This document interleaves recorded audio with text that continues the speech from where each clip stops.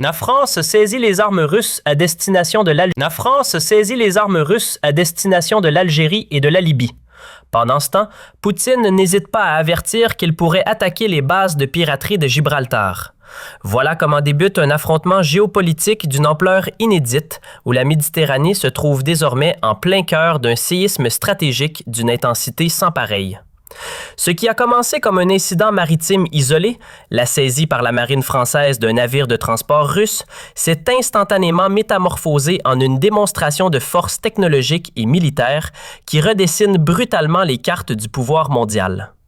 La réponse du Kremlin, orchestrée avec une précision chirurgicale à travers les fuites délibérées de la Commission de la défense de la Douma d'État, a révélé une réalité que les chancelleries occidentales n'osaient imaginer. L'Algérie est désormais dotée du système de missiles Iskander M19 K720 dans sa version la plus évoluée et la plus dévastatrice, spécifiquement optimisée pour la lutte anti-navire et la destruction d'objectifs stratégiques à très longue portée. Cette révélation a provoqué une onde de choc dans les cercles militaires de l'Organisation du traité de l'Atlantique Nord.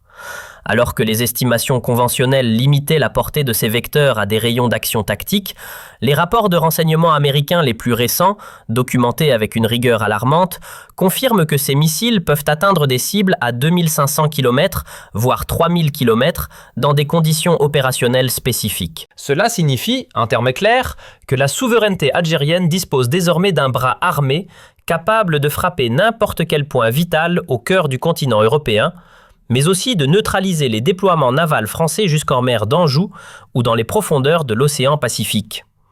Les bases militaires françaises, autrefois considérées comme des sanctuaires hors de portée, sont aujourd'hui des cibles totalement exposées à la technologie balistique russe transférée à l'Algérie dans le cadre d'un protocole de défense hautement confidentiel. L'analyse approfondie du rapport de la Douma indique que l'Algérie n'est plus un simple partenaire d'armement traditionnel, mais est devenue la véritable forteresse de dissuasion de la Méditerranée occidentale.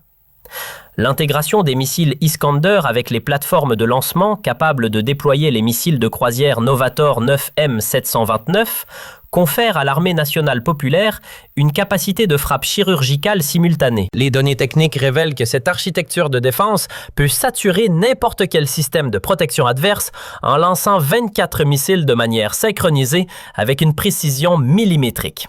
Cette montée en puissance explique la fébrilité de Paris qui a tenté, par la confiscation, de freiner ce flux technologique.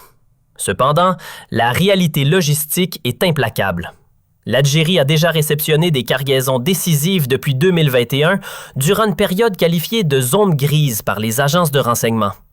Sur les 312 missiles sortis des lignes de production russes, seuls 50 restaient localisables dans les stocks de réserve russes, suggérant que la majeure partie de cet arsenal a déjà été déployée dans les silos algériens. L'Algérie ne se contente plus de posséder l'arme. Elle maîtrise désormais la philosophie de la dissuasion globale. Le missile Novator 9M 729, capable de frapper avec une saturation de 96 ogives de manière quasi simultanée sur différents théâtres, représente un saut qualitatif qui rend obsolètes les flottes de surface classiques. Les rapports d'Air Radar soulignent que les versions livrées à l'Algérie surpassent en manœuvrabilité et en furtivité tous les systèmes de défense antiaériens occidentaux actuels. Moscou a stratégiquement choisi ce moment pour divulguer ces informations, signifiant à la France que toute tentative de blocus naval ou de harcèlement des pétroliers et cargos liés aux intérêts algériens se heurtera à une riposte s'étendant des côtes de Gibraltar jusqu'aux profondeurs de l'Atlantique et du Pacifique. En vertu du fameux protocole 16, tout mouvement naval français hostile peut désormais déclencher une réponse automatisée mettant en péril les navires militaires en route vers les Émirats arabes unis ou opérant dans les zones d'influence française outre-mer. Cette nouvelle donne géopolitique contraint la France à une réévaluation radicale de sa posture. La confiscation du navire russe pourrait bien être l'étincelle qui a révélé le monstre balistique tapi en Afrique du Nord. La liaison entre les plateformes Iskander M1 et les vecteurs Novator signifie que chaque port, chaque centre de commandement et chaque nœud de logistique français est désormais sous le microscope des forces stratégiques algériennes. Avec une capacité de tir répétée 23 fois de manière décisive, toute velléité de confrontation maritime devient une entreprise suicidaire. La technologie russe n'a pas été fournie pour la parade, mais pour briser définitivement la supériorité navale de l'organisation du traité de l'Atlantique Nord dans la région. L'Algérie, forte de cette accumulation technologique clandestine opérée entre 2020 et 2025, dispose désormais du droit de veto en Méditerranée. Le décalage entre les stocks produits et les stocks déclarés par la Russie confirme que l'Algérie a été la destination privilégiée de cette redistribution stratégique mondiale. Avec un stock estimé dépassant les 260 vecteurs de ce type, couplés à une infrastructure de défense intégrée, l'Algérie s'affirme comme une puissance régionale majeure aux capacités post-conventionnelles. Le message de la Douma est limpide. L'ère de l'hégémonie française unilatérale est révolue. La rupture stratégique est consommée. La France se retrouve face à un dilemme existentiel. Persister dans une politique de provocation qui pourrait mener à l'anéantissement de ses capacités navales par des frappes de Novator, ou accepter la nouvelle réalité d'une Algérie souveraine et surarmée, garante de l'équilibre des forces militaires. En conclusion, la puissance militaire algérienne en 2026 n'est plus une simple force de défense territoriale, mais un pilier de la sécurité internationale, capable de projeter sa force bien au-delà de ses frontières géographiques.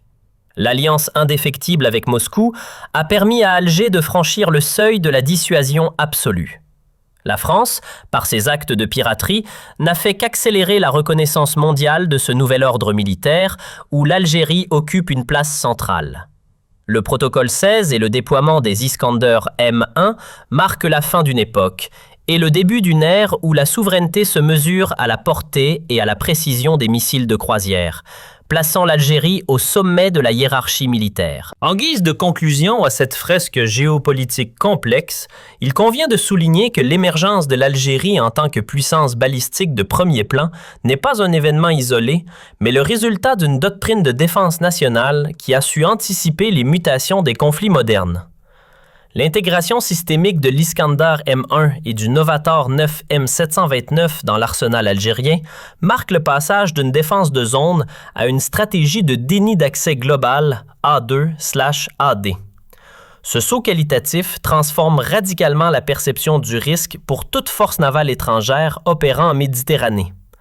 Désormais, chaque millier de marins parcourus par un bâtiment de guerre français ou de l'Organisation du traité de l'Atlantique Nord est scruté par un réseau de capteurs et de radars à longue portée, capable de guider ses vecteurs hypersoniques avec une marge d'erreur quasi nulle. La France, en choisissant la voie de la confrontation maritime et de la saisie de cargaisons, n'a pas seulement provoqué Moscou. Elle a surtout forcé l'Algérie à dévoiler une partie de son bouclier de souveraineté, prouvant ainsi que le temps où le bassin méditerranéen était un lac européen est définitivement révolu. L'aspect le plus frappant de cette mutation réside dans la capacité d'autonomie opérationnelle des forces algériennes. Les experts militaires s'accordent à dire que le transfert technologique ne s'est pas limité au matériel, mais a inclus les protocoles de cryptographie et de guidage par satellite, permettant à l'Algérie d'opérer ses systèmes de manière totalement indépendante, même en cas de brouillage électronique massif. Cette indépendance de feu est précisément ce qui inquiète les planificateurs militaires à Paris. La menace brandie par le président Poutine concernant les bases de piraterie n'est pas une simple rhétorique diplomatique. C'est une réalité tactique appuyée par des coordonnées géographiques précises déjà enregistrées dans les calculateurs de vol des missiles stationnés sur les hauts plateaux algériens. Le message est limpide. Toute agression contre la continuité logistique entre la Russie et ses alliés stratégiques en Afrique du Nord sera perçue comme un acte de guerre, déclenchant une riposte foudroyante dont les conséquences dépasseront largement le cadre régional. Par ailleurs, l'impact économique de cette nouvelle donne militaire est immense. En sécurisant ses côtes et ses routes maritimes par un tel parapluie de missiles, l'Algérie s'assure un rôle de pivot incontournable dans la transition énergétique mondiale. La protection des infrastructures gazières et pétrolières ne repose plus uniquement sur une marine de surface, mais sur une force de frappe invisible et omniprésente.